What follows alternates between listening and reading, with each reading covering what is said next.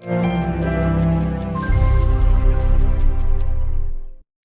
whether they'd be willing to come in. Fearing a nationwide rail strike just days before Christmas, U.S. President Joe Biden used a meeting with the nation's top congressional leaders at the White House Tuesday to urge lawmakers to move quickly to prevent the looming walkout. And Congress, I think, has to act to prevent it. It's not an easy call, but I think we have to do it. The economy's at risk. Biden had warned Monday of a catastrophic economic impact if railroad service ground to a halt, saying up to 765,000 Americans could be put out of work in the first 2 weeks alone. On the subject of the rail strike, U.S. House Speaker Nancy Pelosi said lawmakers will vote on Wednesday to impose a tentative contract deal struck in September, telling reporters a strike must be avoided. Again, I don't like going against the ability of unions to strike, but weighing the equities, we must avoid a strike. Jobs will be lost, even union jobs will be lost, water will not be safe, product will not be going to market. It is, we could lose 750,000 jobs, some of them union jobs. That must be avoided. So tomorrow morning in the House, we will bring up the legislation, send it over to the Senate. And Leader McConnell and I agreed we'd try to get it done ASAP. Many workers are against a government intervention. Workers in 4 unions have rejected the tentative deal, while workers in 8 unions approved it. Labor unions have criticized the railroad's sick leave and attendance policies. There are no paid sick days under the tentative deal. Unions asked for 15 paid sick days, and the railroad settled on 1 personal day. But a rail strike could freeze almost 30% of U.S. cargo shipments by weight, stoke already surging inflation, and cost the American economy as much as $2 billion per day by unleashing a cascade of transportation woes affecting U.S. energy, agriculture, manufacturing, healthcare, and retail sectors. After the White House meeting, House Minority Leader Kevin McCarthy criticized the haste with which the vote is going to the floor. I think it will pass, but it's unfortunate that this is how we're running our economy today. This has all got to stop and change. We need an economy that is strong. On Monday, more than 400 groups, including the U.S. Chamber of Commerce, called on Congress to intervene in the railroad labor standoff that threatens to idle shipments and strand travelers.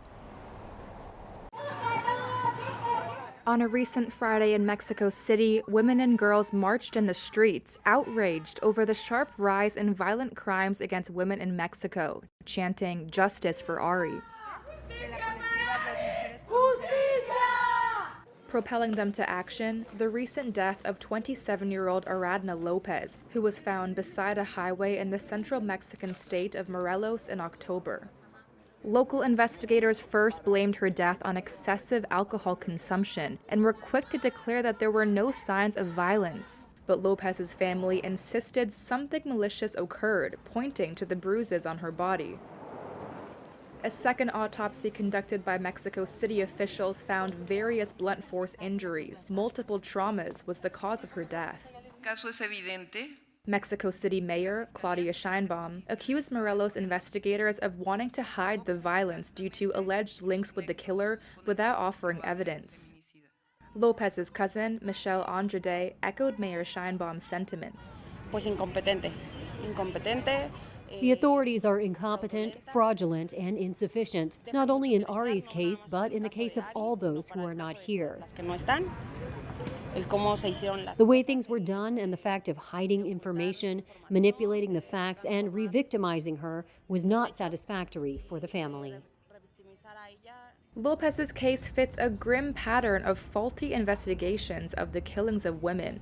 According to government data, in the first 9 months of 2022, over 5,600 women were killed in Mexico. Half were presumed manslaughter, just over a third murder, and 12% femicide, the killing of a woman or girl on the basis of gender, a more serious charge that calls for up to 70 years in jail. Data from 2019 showed that for every 100 women killed, only 4 resulted in sentences. It doesn't matter what time she went out, how she was dressed, if she was with someone, if she wasn't with someone, if she had children, if she didn't have children. It doesn't matter. We lose focus on what is important, which is the person who killed her, the people who killed them, why they did it, and what sentences they are going to serve. Because it is also very easy, as people see that all cases go unpunished, it is so easy to do it. The protesters last Friday wore purple, a symbol for gender equality, joining women across Latin America who marched in an international day of protests against gender violence, during which mothers of murdered women and girls took to loudspeakers to demand justice for their loved ones. NATO has pledged to boost its support to Ukraine. It announced on Tuesday that it would help Kyiv rebuild energy infrastructure that's been heavily damaged by Russian shelling. That's after NATO's chief said Moscow was using the winter cold as a weapon of war. Russia is using brutal missile and drone attacks to leave Ukraine cold and dark this winter. Russia has been carrying out heavy attacks on Ukraine's power grid almost weekly since October. Kyiv says it's a deliberate campaign to harm civilians and calls it a war crime. British Foreign Secretary James cleverly accused Putin of trying to freeze the Ukrainians into submission. I don't think it will be successful. In fact, I know it won't be successful because they've shown a huge amount of resilience, and we will continue to support them through these difficult months. Russia acknowledges attacking Ukrainian infrastructure, but denies deliberately seeking to harm civilians. Meanwhile, soldiers on the ground in Ukraine say they're starting to struggle as winter begins to bite. Heavy rain and falling temperatures are making conditions even grimmer along the front lines. What can I tell you? We're more or less okay. But it's a bit harder now because of the rain and a light frost. It's a swamp. You can see it yourself. It's dried up a bit today, but it's okay. We're holding up. Some military analysts say they expect Ukraine will try to keep up the pressure on Russian forces over the winter to prevent them from digging in and settling.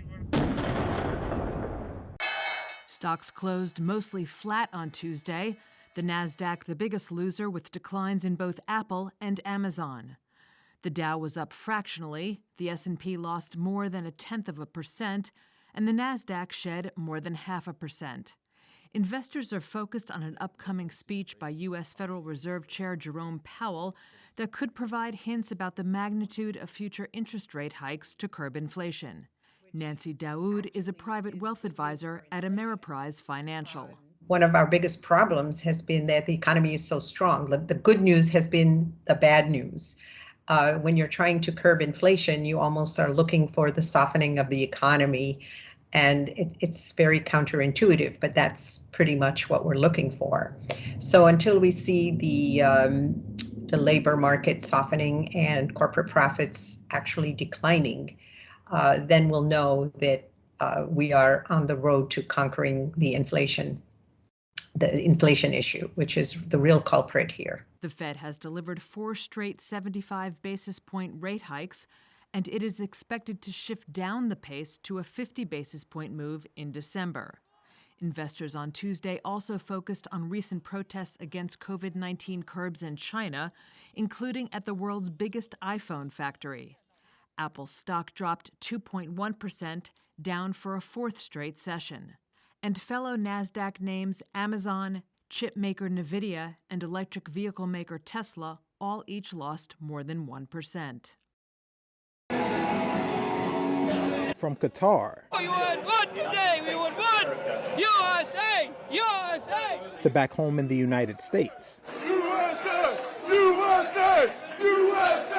fans celebrated as the U.S. team advanced to the knockout round of the 2022 World Cup after a nail-biting 1-0 victory over Iran Tuesday. Christian Pulisic's 38th-minute goal proved enough for the Americans to advance at the expense of their geopolitical rivals in an eagerly awaited rematch of their 1998 World Cup group stage meeting, which Iran had won 2-1.